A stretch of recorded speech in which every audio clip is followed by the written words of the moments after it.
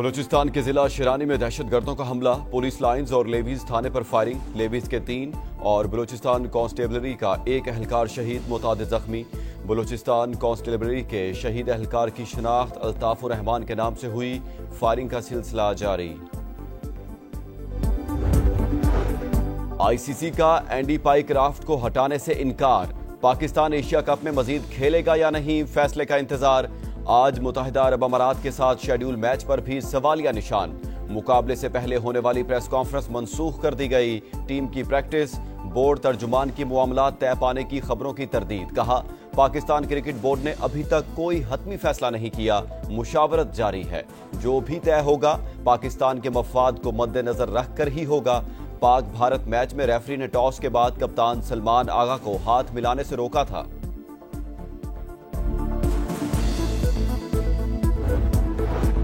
Match referee نے جو بھی کیا جان بوجھ کر کیا، اینڈی پائی کرافٹ اور بھارتی عہدیداروں کی ملی بھگت کے ٹھوس ثبوت موجود۔ ٹاس کے وقت سلمان آغا کو مائک بند کر کے بات سننے کا کہا، پاکستانی کپتان کو سوریا کمار یادو سے مصافحہ نہ کرنے کی تاکید کی۔ اے سی سی کی انٹرنل تحقیقات مکمل، آئی سی سی قواعد کے مطابق میچ ریفری براہ راست کپتان یا کسی کھلاڑی کو ہدایت نہیں کر سکتا، صرف ٹیم مینیجر کو پیغام دینے کا پابند ہے۔ سلمان آغا کو 30 سیکنڈ پہلے منع کرنا طے شدہ تھا۔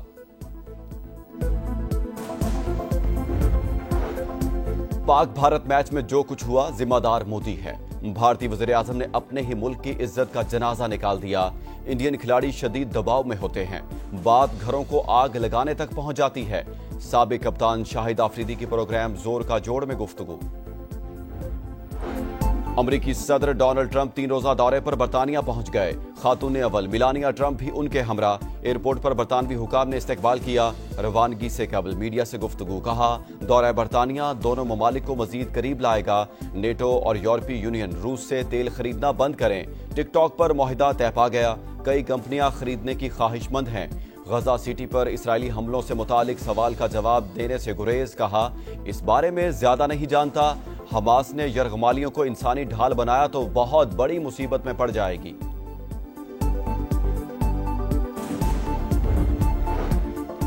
غزہ میں اسرائیلی ٹینکوں کی یلغار، فضا سے بھی خوفناک بمباری، 24 گھنٹوں میں 106 شہادتیں، کئی عمارتیں زمین بوس۔ بلال بن رباح مسجد کی شہادت کی ویڈیو سامنے آ گئی، ہزاروں افراد کی علاقے سے نقل مکانی، پناہ گزین کیمپوں میں جگہ کم پڑ گئی۔ غزہ میں تباہی کے سوا کچھ نہیں، قطر اور امریکہ مل کر اسرائیل پر مذاکرات کے لیے دباؤ ڈالیں، انتونیو گترس کا رد عمل۔ اہداف کے حصول تک غزہ میں آپریشن جاری رہے گا، نیتن یاہو کی ہٹ دھرمی برقرار۔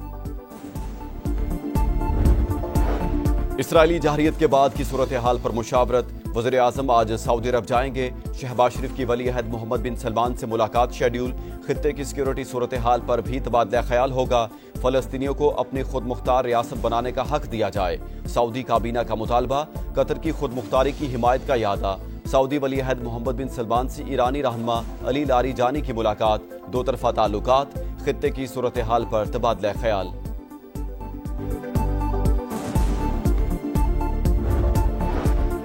مارکہ حق میں کامیابی نے تحریک آزادی کشمیر میں نئی روح پھونک دی، شکست کے بعد بھارت آزاد کشمیر اور بلوچستان میں حالات خراب کر رہا ہے، کسی بھی سازش کا ڈٹ کر مقابلہ کیا جائے گا، آزاد کشمیر کی سیاسی قیادت کا اعلان، آل پارٹیز کانفرنس کا اعلامیہ جاری، تمام جماعتوں کا افواج پاکستان سے بھرپور اظہار یکجہتی، عوامی رابطہ مہم کے تحت جلسوں کا اعلان۔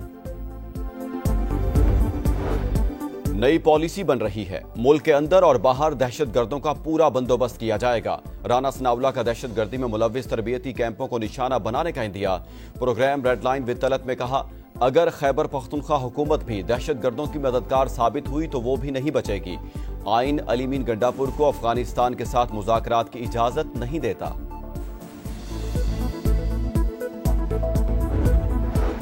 وزیر اعلیٰ خیبر پختونخوا کی ایک بار پھر دہشت گردوں کے خلاف آپریشن کی مخالفت، علی مین گنڈاپور بولے جب عوام ہی اعتماد نہیں کریں گے تو جنگ کیسے جیتیں گے، پہلے ہی لوگ بہت نقصان اٹھا چکے لیکن ازالہ نہیں کیا گیا، افغانستان سے بات چیت کرنا چاہتے ہیں مگر اجازت نہیں مل رہی۔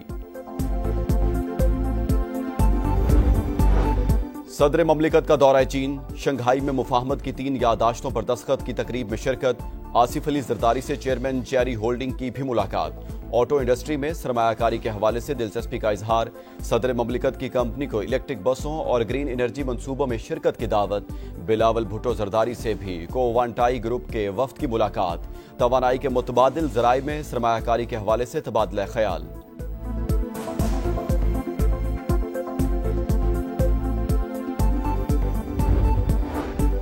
سیلاب زدگان کی مکمل بحالی پہلی ترجیح، نقصانات کے مکمل تخمینے کے بعد جامع حکمت عملی مرتب کی جائے گی، وزیر اعظم کی تمام صوبوں اور متعلقہ اداروں کو تفصیلات جمع کرنے کی ہدایت، جائزہ اجلاس سے خطاب میں متاثرہ علاقوں میں موزوں فصلوں کی کاشت کے اقدامات کی بھی ہدایت۔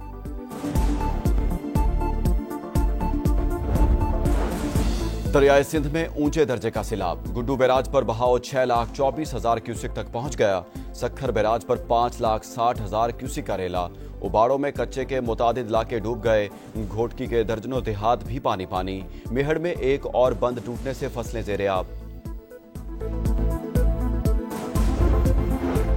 انسانی اسمگلروں نے جعلی فٹ بال ٹیم جاپان بھجوا دی، پاکستان فٹ بال فیڈریشن کے بوگس سرٹیفکیٹس پر 17 نوجوانوں کو بھجوایا گیا، فی کس 40 سے 50 لاکھ روپے وصولی، منزل پر پہنچ کر بھانڈا پھوٹ گیا، ملزم سیالکوٹ سے گرفتار، سہولت کاروں کی گرفتاری کے لیے چھاپے۔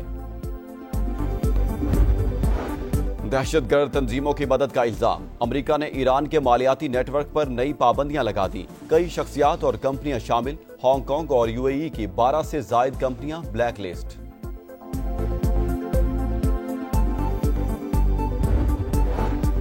سوڈان میں تارکین وطن کی کشتی میں خوفناک آگ بھڑک اٹھی، 50 افراد ہلاک، امدادی ٹیموں نے 24 افراد کو بچا کر محفوظ مقام پر منتقل کر دیا۔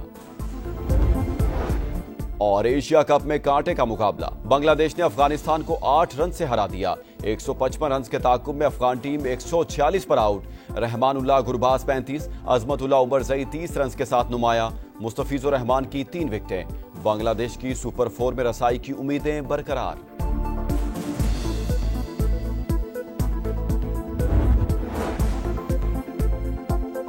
وزیراعظم نے متعلقہ اداروں کو سیلاب اور بارش زدہ علاقوں میں جانی مالی نقصانات اور فصلوں، ذرائع مواصلات اور لائف سٹاک نقصانات کا جامع تخمینہ لگانے کی ہدایت کر دی، کہا مکمل تخمینے کے بعد ہی حکومت بحالی کے کاموں کی جامع حکمت عملی مرتب کرے گی۔ جائزہ اجلاس میں وزیر اعظم نے تمام وفاقی اور متعلقہ صوبائی اداروں کو ہم آہنگی اور بھرپور تعاون سے کام کرنے کی ہدایت کی۔ وزیر اعظم کو بتایا گیا کہ گنے، کپاس اور چاول کی فصلوں کے نقصانات کے تخمینے پر کام کا آغاز کر دیا گیا اور 10-15 دن میں پانی کم ہونے پر کام مکمل کر لیا جائے گا۔